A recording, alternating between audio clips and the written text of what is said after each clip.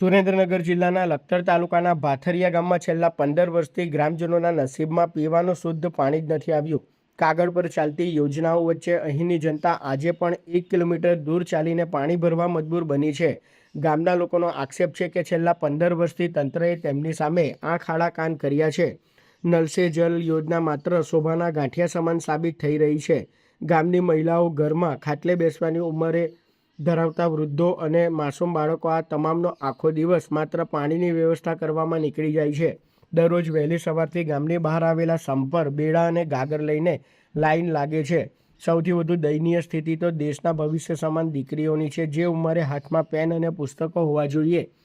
મારા ગામની અંદર છેલ્લા 15-20 વર્ષથી પાણી આવતું નથી, તો સરકારશ્રીને મારી એવી નમ્ર વિનંતી છે કે ભાથરિયા ગામમાં ઘરે ઘરે પાણી આપે। સરકાર એવા દાવા કરી રહી છે કે ઘરે ઘરે પાણી આવતું હોય છે, પણ આ ભાથરિયા ગામ એવી પરિસ્થિતિમાં અત્યારે ચાલે છે કે ઘરે ઘરે પાણી નથી આવતું। 3-4 ટાંકા નાખે છે, 2500-1500ની વસ્તી છે, તો ઘરે ઘરે ટાંકા આ 2-3 ટાંકામાં શું પરિસ્થિતિમાં થાય? અત્યારે માણસને એક ઘરે એક ટાંકો જરૂર પડે છે આખો દિવસમાં, તો અત્યારે આ 3 ટાંકામાં શું થાય? તો મારી એવી નમ્ર વિનંતી છે કે ઘરે ઘરે ટાંકા પહોંચાડે, અને જે અમારા ચાલી શકે એવા માણસો નથી એના ઘરે ઘરે ટાંકા નાખી દે।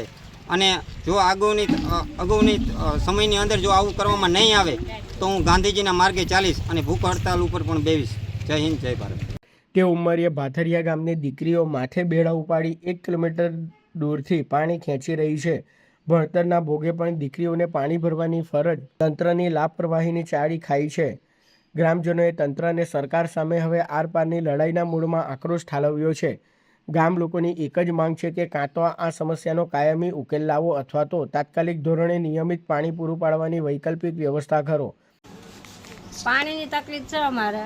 પાણી 60-70 વર્ષથી મારા થઈ ગયા, પાણી અમે ઉપાડી શકતા નથી, તો પાણી અમારે લેવા જવું તો દૂર જવું પડે છે। કેટલા કિલોમીટર જવું? હાલી હકાતું નથી કે કેટલા કિલોમીટર, 1.5 કિલો 1 કિલોમીટર એટલું છે, તો અમારથી પાણી ઉપડતું નથી, તો અમારે ઘરે ઘરે પાણી હોવું જોઈએ, ઘરે ઘરે પાણી હોવું જોઈએ। હા, અમારથી ઉપડતા નથી બેડા। સરકારની શું માંગ છે તમારે? હા, સરકાર પાણી અમારે ઘરે ઘરે જોઈએ ને પાણી। હવે જોવાનું એ રહેશે કે ગાંધીનગરની એર કન્ડિશન કેબિનોમાં બેસતા અધિકારીઓ અને નેતાઓને આ તરસ્યા ગ્રામજનોની ચીજ સંભળાય છે કે નહીં।